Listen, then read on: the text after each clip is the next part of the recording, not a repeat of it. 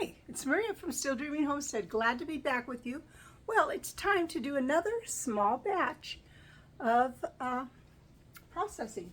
So I'm going to be doing some yellow and green beans, yellow wax beans and green beans. I just have enough for 4 quarts. My beans are not producing heavily.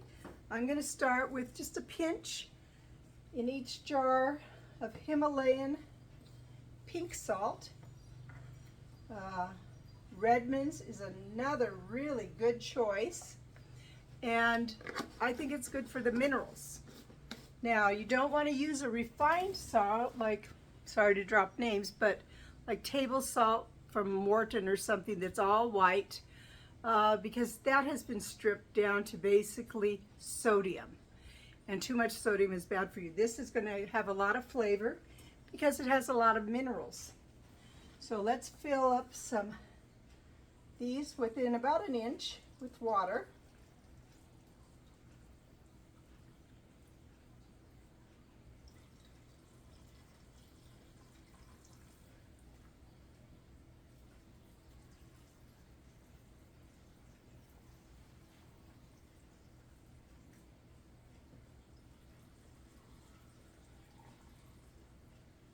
I just washed these jars so they're nice and clean.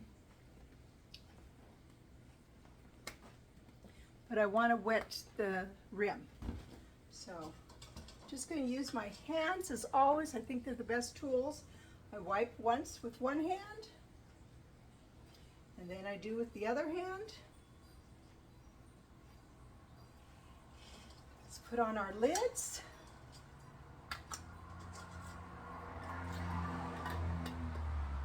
I'll grab the rings. Funny, no matter how much I try to be organized for these, I never quite make it all the way. Finger tight. I noticed that the new rings the last few years, if you do them too tight, they buckle. Now they still will seal, but it looks awful. I think they're thinner. So let's place them in the pressure canner.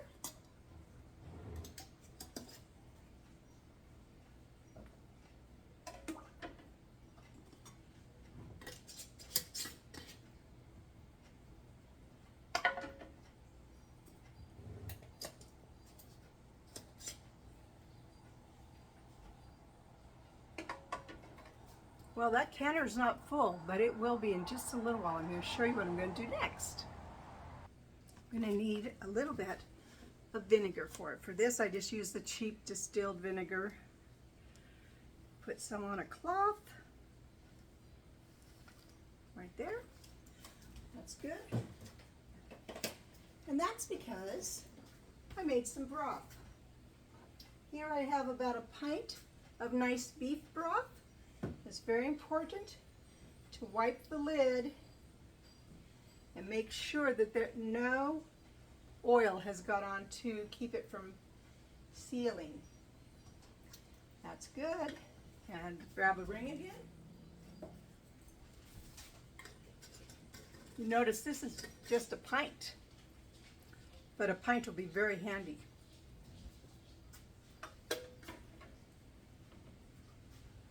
And I've got 2 quarts of chicken broth that I made. Now, how I really made that was I used Costco chicken. And when I was all done cooking that, I went ahead and boiled the bones and the skin. And that makes a really nice broth. I'm going to grab a little more vinegar.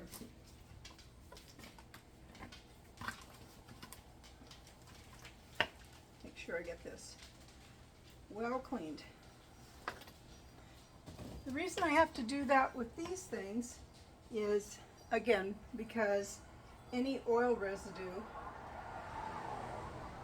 sorry I have my windows open, any oil residue can keep it from sealing. Here go the rings. That one I kind of messed up on. So I got that. There we go. had these in the refrigerator for a little bit because the plan was to can it with something else. And that's something that you can do. It begins to fill up your refrigerator, but it makes a good use of your space. There we go. Put these lids on.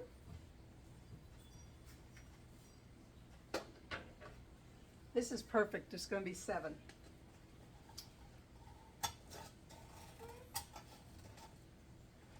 You know what? I don't like this ring. It's getting a little rusty. I'm going to throw this one away. Let's get a nice new one. Some of those old rings I've had for over 40 years. I think I got my money's worth out of it. And just show you what that looks like in there. So there's my jars. I'm going to use my All-American canner. I absolutely love this. You don't ever have to worry about a gasket. Turn this on high. There we go.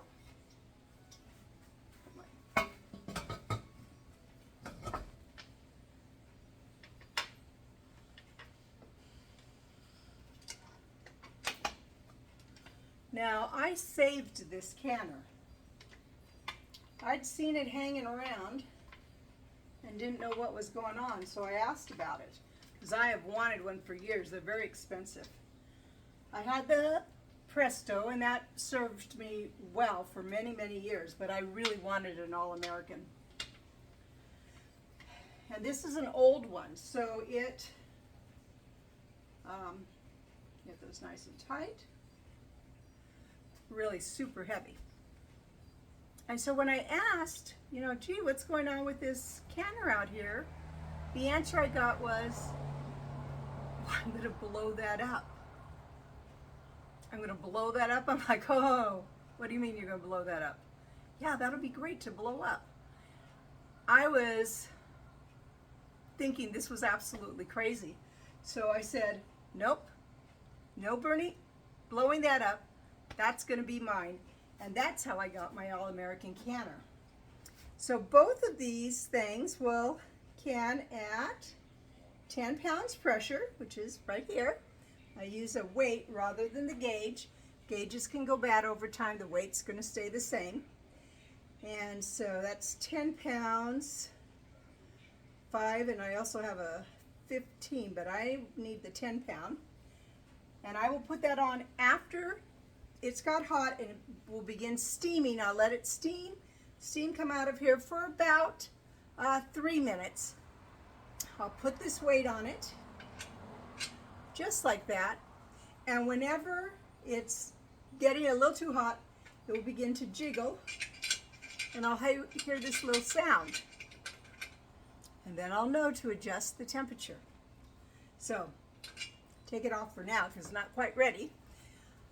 So this year has been different than most years, and this is working really good for me as I am aging. Not that I'm old by any means. 63 I do not think is really old.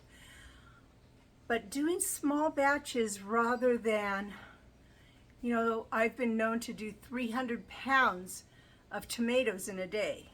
And, you know, I mixed in with those, you know, 25 pounds of onions and a big box full of peppers and lots of garlic. So that was huge batches that took me all day and most of the night. I really get too tired for that now. Not that I haven't done a little bit of it, but it makes me pretty tired. So I'm enjoying doing these small batches this year.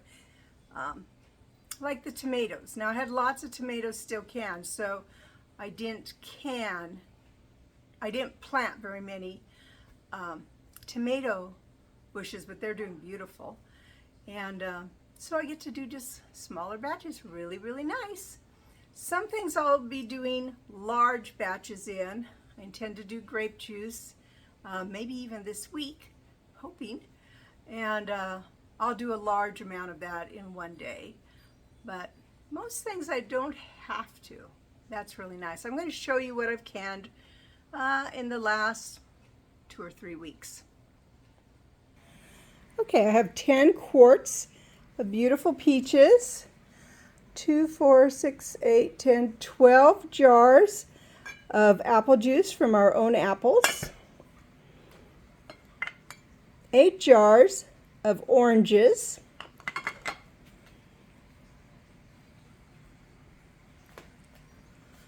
2, 4, only 8 jars of beautiful applesauce, 2, 4, 6, 8, 10 jars of lovely tomatoes with onions and peppers. So as you can see, that's a small amount of canning, but quite a few things. And later on I'll be doing a little tour of the pantry to let you know how I store these things, because on all of these, except for the apple juice and the oranges, I have still quite a bit from years before. I think it's really important when you can for at least 2 years. The food will stay just fine, but I've had lots of food, lots older than that. It's perfectly fine. But you don't know what's going to go on next year. Like, you know, last year I didn't get to do a lot of things. Of course, I didn't raise a garden because it was the Shemitah year. I was given some things I canned, but it wasn't so much because my son had all those strokes, and to be honest, I was at the hospital a lot last year. So that didn't work. But because I'd canned extra, I had it. Well, it's Maria from Still Dreaming Homestead. I hope this encourages you. And I want to pray blessings on you and yours, in your house, out of your house, in the day and the night. Whatever you do, keep dreaming. Bye-bye.